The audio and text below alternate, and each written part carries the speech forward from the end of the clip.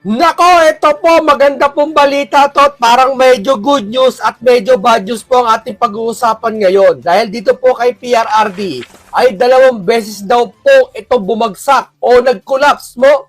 Dahil sabi niya ng iba, nagpapanggap lang daw si Tatay Digong. No, kitang-kita naman natin mga kaibigan na noong pa man, presidente pa lang si Tatay Digong, pag mag-i-speech siya sa kanyang dun sa pulpito, inaalalayan na siya, no? Ibig sabihin talaga, kahayagan na marami siyang sakit at matanda na. At lalo pa kaya ngayon, 80, mag-81 na siya sa March yata, no? Aasahan mo na po, syempre, yung mga yung di natin masasabi, yung katawan niya, biglang bumigay, magkukulab siya, no? Tataas ang sugar. Kaya kung naalala natin, madalas siyang uminom ng soft drinks na may mataas ang sugar para hindi siya bumagsak kasi pag bumaba ang sugar, babagsak ka. Ngayon, ginagamit ito ng mga kalaban niya at ginagamit na papagsamantalang ICC, no? Sa kahinaan niya na to, na para sabihin ng karamihan na si PRRD daw ay nagde-delay sa taktika para sa pagdinig sa hearing.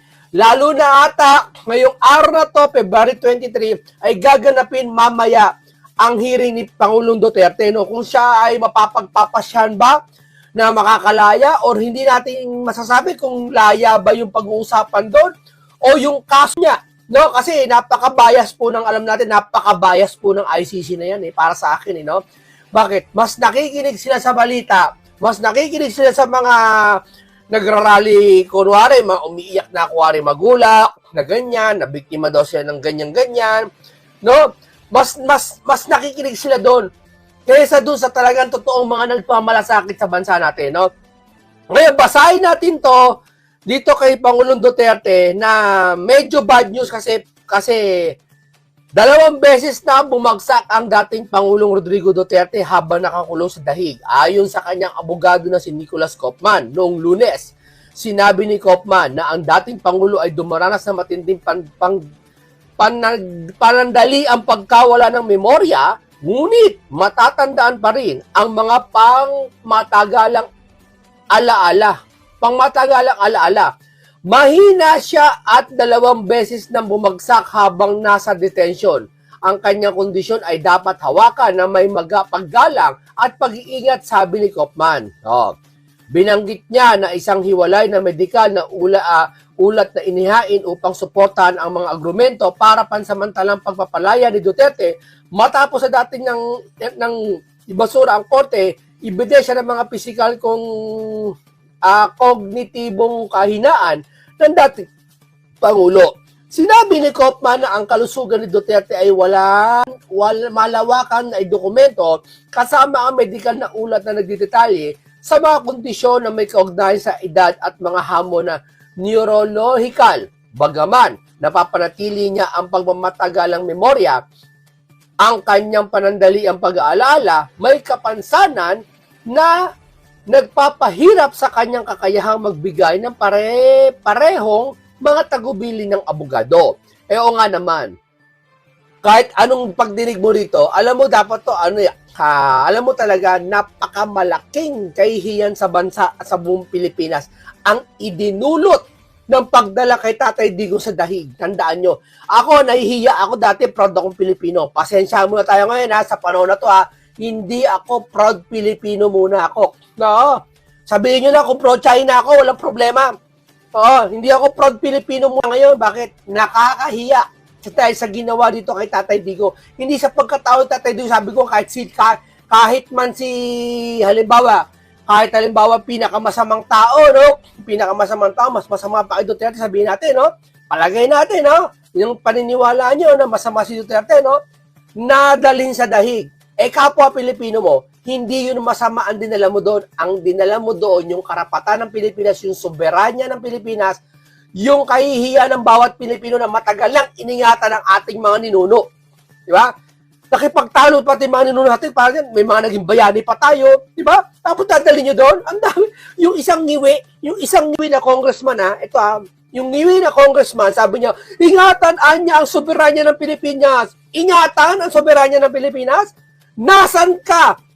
Yung dinala si Tatay Digong, nasaan ka? Nagsalita ka ba? Soberenya ng Pilipinas ang siya ano dito.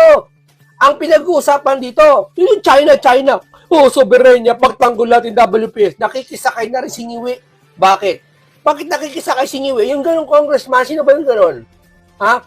Nakikisakay na rin siya sa issue. Bakit? Alam niya kasi maraming boboto sa kanila pag WPS ang pinag-uusapan. Ginagamit nila kahinaan ng mga Pilipino. Ginagawa pa nilang mga Pilipino. O ngayon, eto si Tatay Digo mamaya, hindi ko alam kung hahatulan na, hindi ko alam kung makukulong ba to habang buhay o ano na. No, magkakaalaman. Kaya nga sabi ng iba, i-pray daw natin. O, siya ay mas mahina at mas kulay abo, sabi. Hindi namin siya hinaharap na publiko para lamang sa demonstrasyon. Sabi ni Kaufman, na tumutukoy sa mga panghahanda para sa pagsisimula ng pagdinig sa International Criminal Court. Magsisimula ang mga pagdinig sa ICC sa Lunes. Ngayon, mamaya, upang matukoy kung dapat bang humarap sa paglilitis si Duterte para sa mga krimen laban sa sangkatauhan, may kaugnayan sa kanyang nakamamatay na giyera kontra droga. No. Ayan. Matindi tong administrasyon to. Ako sabi ko sa inyo, mas pinagtuunan pansin ito si Duterte. Ba't di mo nilitis dito? Tapos si Bongo, dadali mo na naman doon. Dadali niyo na naman si Bato doon. Tuwan-tuwa pa yung mga piglawan. Oh, dali na yan. Go ahead. O, tanungin mo yung nagsaseta na yon. Payag ka, sakupin tayo ng China. Ayaw namin. Pero yung kalahi niya, gusto niyang idalin doon sa kabilang lahi. Ganon sila po kapaplastik. Ganon po sila kung nagpapanggap na mahal nila Pilipino. Nagtatago sila sa salitang mahal namin ang mga Pilipino. Pero ang totoo, hindi nila mahal ang Pilipino. Dahil kung mahal mo Pilipino, pati lahi, hindi mo isusuko sa ibang lahi. Tatandaan mo yan. Mapapasama man o hindi, dito mo sa justice system ng Pilipinas, nyo dadalhin yan. Di ba? Ito, painggan po natin si Salvador Panelo sa kanyang pahayag tungkol sa iba't ibang maraming topic. At dahil si Salvador Panelo, si Atty. Salvador Panelo, ay nandoon na po ngayon sa dahig at sa on time yata, mamaya, ilang oras na lang, hindi ko alam kung anong magiging papel niya doon. No? Painggan po muna natin siya bago siya gumampan sa kanyang gampanin doon sa kay Tatay Digong. Tatlo ng 1 ng Pebrero taong 2026. Ayan. Siguro dumiretso na tayo sa wag mo nang basahin yung column ko, wala na tayong oras eh. Kanina pa ako, isang oras na ako naghihintay sa inyo. Ayan. Diretso na tayo sa mga issue, saka na lang yung column ko bukas. Sige po. Pero ang inaabangan po ng ating mga kababayan ngayon, since isa po kayo na nandyan sa Dahig, Attorney Sal, is ano pong mga posibleng outcome doon sa confirmation of charges po ngayong araw dyan sa Dahig, sa amari nyo po ba kaming sorry. Bukas. Sige po. Pero ang inaabangan po ng ating mga kababayan ngayon, since isa po kayo na sa Dahig, Attorney Sal, is ano pong mga posibleng outcome doon sa confirmation of charges po ngayong araw dyan sa Dahig ICC. Sila kung ano pa, basta tungkol sa kanilang pagdemanda. Ang depensa naman, sasabihin naman nila. Kanyang depensa, yun lang naman ang mangyayari. Mamaya. Ayan, Attorney Sal. At kung sakali po, kasi meron pong tatlong posible na mangyari dahil nakalagay po is kung magkakaroon ng parang i-confirm talaga yung mga charges, so maging accused si dating Pangulong Duterte, so magpapatuloy yung paglilitis. Kung hindi naman, is parang ma-extend pa yung schedule nung parang siguro additional na mga ebidensya ba or kinakailangan na facts doon sa magkabilang panig, at kung hindi naman ay hindi na ipagpapatuloy ng ICC yung kanilang investigasyon, Attorney Sal. Sa tingin niyo po ba, ano po ang mga posibleng mangyari, Attorney Sal, sa mga options na yan? Basta mamaya magkakaroon ng confirmation charges. Sa aking palagay, tuloy-tuloy na yan hanggang magkaroon ng trial. Sapagkat itong ICC, ayaw naman silang umalis sa kanilang posisyon. May jurisdiction sila. Kaya, most likely, talagang tuloy-tuloy na yan. Ayan.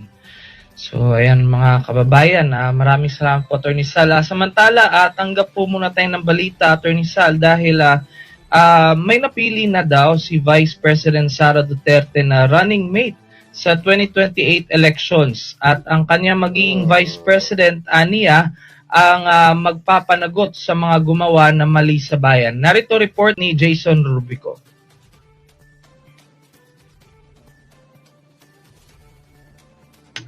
Ayan. Habang hinintay po natin yung ulat mula kay Jason Rubrico, Attorney Sal, kasi po sa panayam sa kanya nung sa isang programa actually dito sa SMNA, Attorney Sal, sinabi niya na hindi naman siya yung isang vindictive na tao, kung ang ibig sabihin kapag siya po ang naging presidente ay most likely ang hahandle or ang uusig sa mga kakulangan or mga pagkakamali ng mga nakaraang administrasyon ay yung magiging Vice President niya, Attorney Sal. Ulaan nyo kung sino yun. Pwede si Cayetano, pwede si Marcoleta, di ba?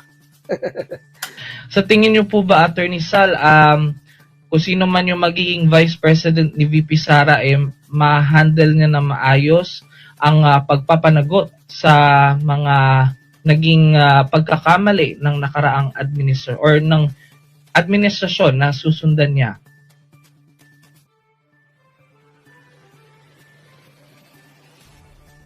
Ano po ng isang pamahalaan ay unang-una ay imbestigahan. Pangalawa, mag-aayos sila ng karapat-dapat na demanda sa mga nagkamit ng krimen o irregularidad. At pangatlo, pag naihain na yan, ang hukuma naman ang lilitis kung ang akusado ay tunay ngang nagkasala. Bibigyan siya ng pagkakataon ipagtanggol ang kanyang sarili. Yun na lang ulianin ka na eh. Yun na lang matanda ka na eh. Ugod-ugod ka na eh. Wala ba sa batas yun na i-house arrest na lang? Ang lulupit na mga to mga ICC na to. Hindi ICC malupit eh. Siguro, hindi ko alam ayos sa chismis baka daw yun may nag-utos niya na mataas eh. Yun ang malupit. Di ba? Alaan ay mga kanya-kanyang departamento na nag-handle niyan. At ang Department of Justice ang mag-iimbestiga niyan. At pagkatapos, pag nakakita ng probable cause, idudulog naman yan sa hukuman.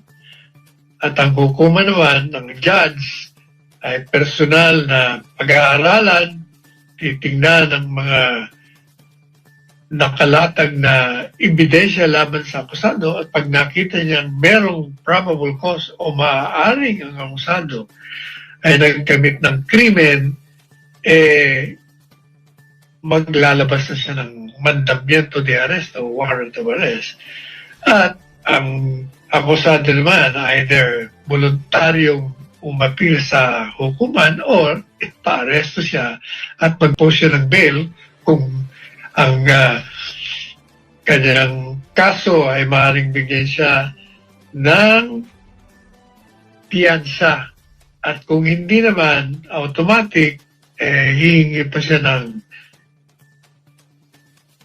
permiso sa hukuman na kung maaaring bigyan siya ng piyasa at magbibigay siya ng ebidensya na mahina ang kaso ng gobyerno sa kanya.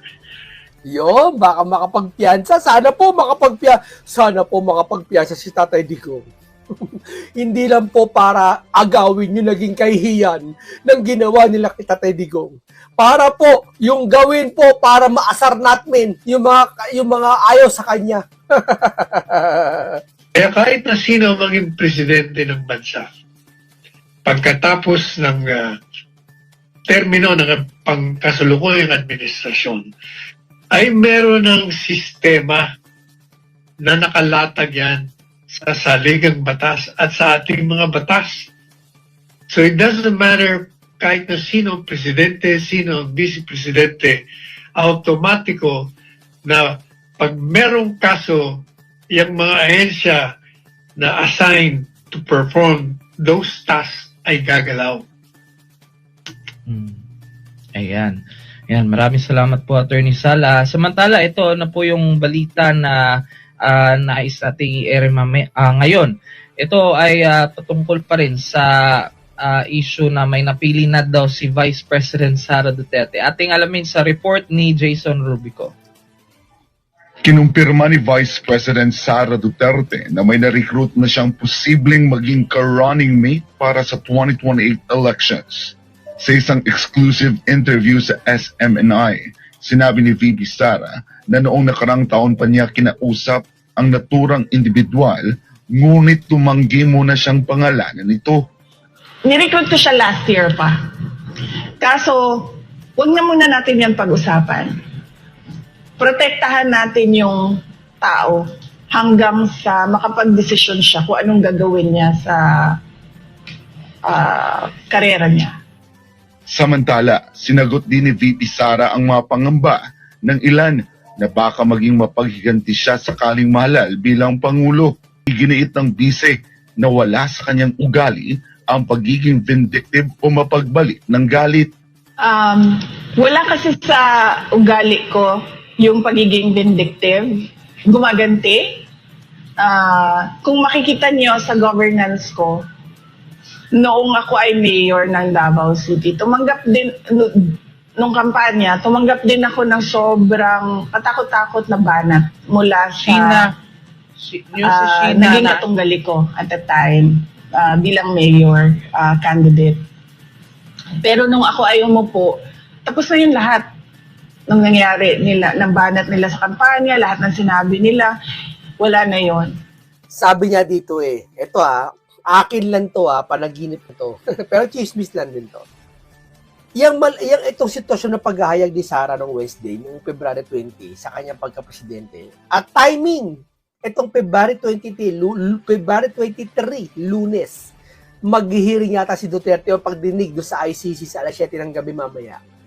Ito yung tinatawag nila kung saan Hindi ko sasabing ito to. Chismis lang din to Huwag mong paniwalaan pero may possible na kayo nilang bala humusga. Ayun ay may connection na ang ICC kasi mga sabi nila chismoso Di ba nakikinig sila sa balita, kumukumpurma sila sa balita, sa news, nakikinig sila, ilan ba si Duterte, ilan ba mga simpatya niya, nasarap mo Ngayon malamang nalaman nila yung anak tatakbo, yung ICC Sabi ng chismis tatakbo yung anak na Pangulo. Ngayon, ang mangyayari, pag ito naging Pangulo, mahalungkat, baka daw, chismis, mahalungkat yung baho ng ICC kung sino pinakamalaking tao na nakikipag-ugnayan dito. May binabayaran ba? Nakikipag-ugnayan ba yung mga dating senador na galit kay PRRD? Na may mga senador ba nakikipag-ugnayan dito? May presidente ba na ipag-ugnayan dito sa ICC para idiin si PRRD? Pag naupo si Sara, batik malalaman yun. Una sa lahat, yung mga dokumento, mga balitaran, mga bulong-bulong, kasi presidente na si Sara, halimbawa lang Ngayon, malalaman ni Sara na ganito, yari kayo.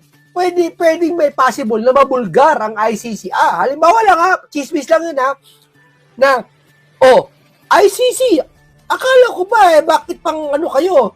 Bakit nababayaran pala kayo? Bakit nasusuhulan kayo? Manabuking sila. Yari sila.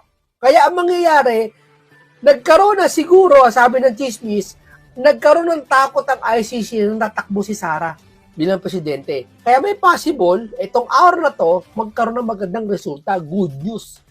Huwag niyo pang hawakan ha, chismis na naman yun. Pero, kayo na bahala umato sa isipan nyo, yung chismis na yun, may bunga ba na pwedeng mangyari? Na natakot ba ang ICC sa pagtakbo ni Sara na tatakbong presidente? Kasi pag naupo, mahahalungkat. Kasi ganyan eh. Pag presidente ka na, powerful ka ng bansa, pwede kang mag-request sa mga, alam mo yun, magagawa mo eh. Di ba? Kaya nga ito, di ba, nakapa-powerful nila.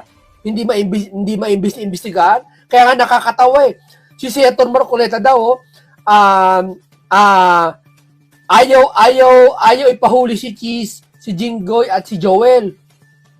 Si Senator, anong power ng Senator Marcoleta? Hindi naman siya Blue Ribbon. Ang may power nun, si Pinky. Di ba? Tapos daw wala na si Saldi. Dumalitad na kay Sara. Yari. Si Saldi kasi gusto mapawalang sala. Bakit? Ano kapangyarihan ni Sara ngayon? Kahit kay Sara kumamping ngayon lahat yan, walang kapangyarihan si Sara ngayon. Kayo may nakaupo dyan. Di ba? Yun lang yun. Kaya yung mga ICC ngayon, mahahalungkat niya pag naupo si Sara dyan, malalaman na lahat ng sikreto ng gobyerno. Kaya sabi niya, di ba, pananagutin niya lahat, hindi pwedeng hindi ang lahat ng lumapastangan sa bahay natin. Isa na dyan yung ICC. Kasi ang ICC, isa sa mga lumapastangan na insulto kami, mga kalahi namin, mga Pilipino, dinala sa dahig. At iba pa, pagpaplanuhan, dalhin pa sa dahig. Diba? Kalapastanganan niya sa soberanya ng aming bansa. Pro-China, at anti-China kayo. Pero yung kalahi nyo, anti-Pilipino kayo. Anong katunayan, anti-Pilipino kayo? Gusto nyo dalhin si Tatay Digong sa dahig. Yun lang yun. Ipinunto rin ni VP Sara kahit sa Office of the Vice President ay hindi niya siniraan si dating Vice President Leni Robredo. Na walang managot. Hindi mahalaga kung sino ang Vice President or not. Yung pag-hain ng kaso sa mga taong may mga ginawang kamalian, ilegalidad, irregularidad, yung mga yan, may mekanismo na tayo dyan. Kaya sino man maging presidente, sino man ang vice-presidente, ang isang pamalaan ay ready dyan. So, depende kung meron kang ebidensya o wala. Kahit na sino ka pang pinakamagaling na presidente, kung wala kang ebidensya, wala kang magagawa dyan. Ganun, yan ang katotohanan dyan. Ayan. Yan, maraming salamat po Attorney Sal. Sa next topic po natin ito naman po ay kaugnay. Chismis lang yun nasabi ko baka paniwalaan yung baka ICC pala PRRD kasi natakot sila kay Sara, tatakbo si Sara presidente. Yan na kasi ngayon, yung mga naisip ngayon ng mga pero sana may ganung kulay, may ganung hawig. Pa rin sa issue ng relasyon ng China at Pilipinas dahil naniniwala yung ilang Filipino-Chinese businessman na makatutulong ang dialogo na ilang senador at ng mga kinatawan ng Chinese Embassy kasunod ng palitan ng matitinding salita. Ayon sa ilang negosyante, hakbang ito upang muling maibalik ang tiwala ng mga mamumuhunan sa bansa, partikular ng mga Chinese investors. Alamin natin sa ulat ni Sheena Torno. Sunod-sunod na mga bangayan ang nangyari sa pagitan ng ilang mga senador at mga kinatuwa ng Chinese Embassy kamakailan. Nag-ugat ang palitan ng matitinding salita dahil sa tumitinding usapin sa West Philippine Sea, lalo na sa patuloy na insidente sa pagitan ng mga barko ng Pilipinas at China sa pinag-aagawang karagatan. Nagpayag ang ilang senador ng komento laban sa China at iginiit ang pagdepensa sa soberanya ng Pilipinas. Tumugon naman ang mga kinatawa ng Embassy of the People's Republic. Pasubera-sobera sila ng Pilipinas, di ba? Pero si Tatay Digong, lakas yung dinala dun. Republic of China at penisyon ang mga pahayag ng mga mambabatas na kanilang inilarawang hindi makatotohanan o nakasisida sa relasyon ng dalawang bansa. Ayon silang Filipino-Chinese businessmen, may epekto ang bangayang ito ng dalawang bansa lalo na sa usapin ng ekonomiya. Marami na umanong Chinese investor ang nagdadalawang isip na mamuhunan sa Pilipinas. Sa ngayon medyo takot sila. Kasi nag-iisip sila na baka mamaya pagpunta nila dito, baka sila nasaktan o whatever. So para medyo nang-wait-and-see sila. Ganito rin ang nakikitang problema ng Federation of Filipino-Chinese Chamber of Commerce Incorporated kung magtutuloy-tuloy pang away ng dalawang bansa. Mahalaga para kay Victor Lim, presidente ng grupo, na magkaroon ng dialogo sa pagitan ng mga opisyal ng gobyerno at embahada ng China. Hindi anya may pagkakaila na mas malaki ang bilang ng mga Chinese tourists na bumibisita sa bansa na nakatutulong sa turismo. So everybody have to help it. We have to cool down the conflict between China and the Philippines. So everybody should be friend to each other to improve our economy. Dagdag pa ng negosyante at Shinoy na si Chua. Sa oras na maging maayos ang relasyon ng dalawang bansa ay maraming magbubukas sa Nagpapasira na naman relasyon nito, yung spokesperson natin na doon sa Coast Guard, pati yung mga ibang senador nakikisimpatya kuno kasi mag-i-eleksyon di ba? Sila naman nakakasira ng relasyon niyan anya kasi inaagaw WPS Alam natin nag-aagawan na si WPS, pero ibahin nyo naman, huwag nyo lahatin ng China. Pero may banggit China. Kung sino lahat sumuporta sa China, wag iboto. Biruin mo, nilahat mo, pati China, pati nagtitinda, sabi ko nga pati nagtitinda doon sa Chinese sa Beijing. Walang kawalam-alam, dinamay mo. Doon lang sa WPS ang usapan. Huwag mo damay lahat ng China kasi apektado trade. Apektado, ulit tayo dito Hindi makaunawa yung mga senador kasi ang focus nila tumakbo sa 2028. Simpatyahin yung mga tao. trabaho para sa mga Pilipino. Mas gaganda ang Pilipinas. So, dahil iba yung may mga katulong tayo na ang bayan katabi lang natin. Ang China naman maraming country na tutulungan. Sana mas maayos natin maayos para dumagsa sila dito, para magkaroon ng employment, para magkaroon ng improvement, para mas mabilis ang Pilipinas. Isang China's pinakamalaking trading partner ng Pilipinas. Tama, trading. Dagdag pa ng mga negosyante na importanteng relasyon dahil nakataya rito ang trabaho, presyo ng bilihin at pangkalahatang katatagan ng ekonomiya ng Pilipinas. Ngunit kasabay nito, kailangan pa ring igiit ng bansa ang sariling soberanya at pambansang interes. Samantala, Lunes, Pebrero 23, inaasahan ang pakikipagdialogo ng ilang senador kay Chinese Ambassador Jing Quan upang resolbahin ang tensyon o isyu ng Pilipinas at China.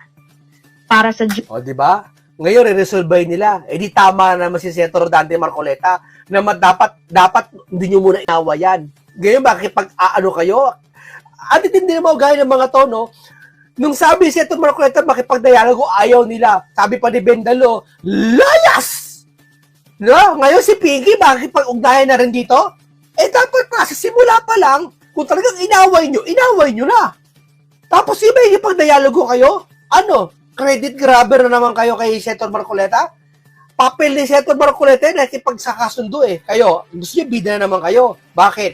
Kasi ang gusto nila laruin ang damdamin ng Pilipino. Ang gusto nila yung mga galit sa China kumampi sa inyo. Tapos kayo, kuwari nakipag-dialogo kayo, kukuha naman kayo simpatya dito sa mga na medyo gusto dialogo naman. Napakabalimbing nyo, balitarang kayo. Di ba? Yan, mga napakawawalang yan mga senador. Tandaan nyo. So, sino-sino yung mga yan. Di ba? Tandaan nyo, markahan nyo na yan. Napakawawalang yan ang mga yan. Di ba? Okay, hanggang dito lang po tayo. Maraming salamat po sa inyo. Basta abantayan natin sa ICC. Sana sa Tedico huwag himatayin habang nasa ICC ba siya o habang nasa hearing siya. Sana maging buo yung niya. Sana. Pero yung chismis na yun, chismis na naman yun Mahirap paniwalaan. Pero kung chismis lang, sana minsan masarap kasi minsan ang chismis Yung na sana pagtakbo ni Sara, matakot. Hindi na matakot, magkaroon silang, tatakbo si Sara, presidente, yari tayo. Pakawalan natin si Digo ngayon. Di ba? Pakawalan natin si Tatay Digo ngayon, baka mabungin tayo pagka 2028 na. Di ba? Interim list mo na. I-home arrest o house arrest mo na. Di ba? Hindi, mag-isip marami ganoon di ba? Hindi natin alam. Pero haka-haka pa naman yan, chismis pa naman yan Pero ang pinakamaganda ngayon, abangan natin, ipag-pray natin si Tatay Digong na makalaya. Makadesisyonan ngayong araw na to. No? Maraming salamat sa inyo. Hanggang dito lang po. Paalam po sa inyong lahat.